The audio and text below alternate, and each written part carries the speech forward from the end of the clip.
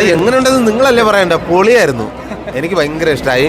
പ്രത്യേകിച്ച് ഓഡിയൻസിനോടൊപ്പം ഇരുന്ന് കാണുമ്പോൾ ഭയങ്കര എന്താ ഒരു ജില്ലായിരുന്നു. ഫ്രണ്ടിലൊക്കെ ഡാൻസൊക്കെ ആയിരുന്നു. പൊളിച്ചു. ഈ ജയിലറിന് ശേഷം വിനായകൻ അഭിനയിക്കുന്ന ഒരു സിനിമയോടെയാണ്. എക്സ്പെക്ടേഷൻ ഉണ്ടായിരുന്നു ഈ സിനിമയിൽ അഭിനയിക്കുന്നത്. അത് നല്ല എൻ്റെ എക്സ്പെക്ടേഷനായിരുന്നു ഇപ്പോൾ തിയേറ്ററിൽ ഞാൻ കണ്ടത്.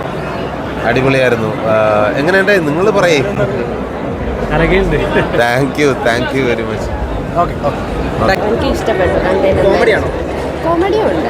അവരെ നേരിട്ട് കാണുന്നതിനല്ലായിരുന്നു ഏറ്റവും നല്ല എക്സ്പീരിയൻസ്. കോമഡി ആയിട്ടുണ്ടായിരുന്നു. കാരണം ഓരോ സീക്വൻസും നല്ല രീതിയിൽ നല്ല ഫണ്ണായിരുന്നു സെറ്റിലൊക്കെ. മൂവി വർക്കായിട്ടുണ്ട്. ആക്ച്വലി വിനായകൻ്റെ ക്യാരക്ടർ ഭയങ്കര രസമുണ്ട്. ഒരു പീക്ക് പോയിന്റിൽ സുരാജിൻ്റെ ഒരു ട്രാൻസ്ഫോർമേഷൻ ഉണ്ട്. അതും വാസ് റിയലി ഗുഡ്. മൂവി നൈസാണ്, മസ്റ്റ് വാച്ചാണ്. ഇവിടെ പെർഫോമൻസ് അടിപൊളിയാണ്. അത് സുരാജിൻ്റെയും വിനായകൻ്റെ പെർഫോമൻസ് ഒക്കെയാണ്. മേക്കിംഗ് ഒക്കെ നല്ല രീതിയിൽ മേക്ക് ചെയ്തിട്ടുണ്ട്. ഒരു അധികാരത്തിൻ്റെയും പണത്തിൻ്റെയൊക്കെ ബേസിലുള്ള ഒരു പടമാണ്. ഒരു വൺ ടൈം വാച്ചുള്ള മൂവി ഇത്രയാണ്.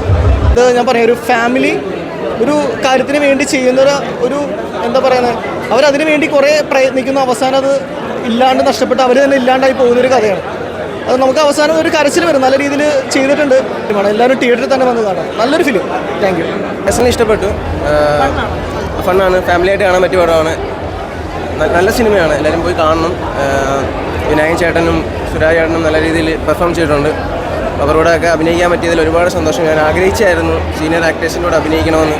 അത് നടന്നു. പ്രേംശങ്കർ ആണ് ഡയറക്ടർ. നല്ല ഡയറക്ടറാണ്. പേഴ്സണലി നല്ല സപ്പോർട്ടീവായിട്ടായിരുന്നു. നല്ല സിനിമയാണ്, എല്ലാവരും പോയി കാണേണ്ട ഒരു പടമാണെന്ന് എനിക്ക് തോന്നുന്നത്. എനിക്ക് വ്യക്തിപരമായി എനിക്ക് ഇഷ്ടപ്പെട്ടു. എല്ലാവരും പോയി കാണണം. Thank you.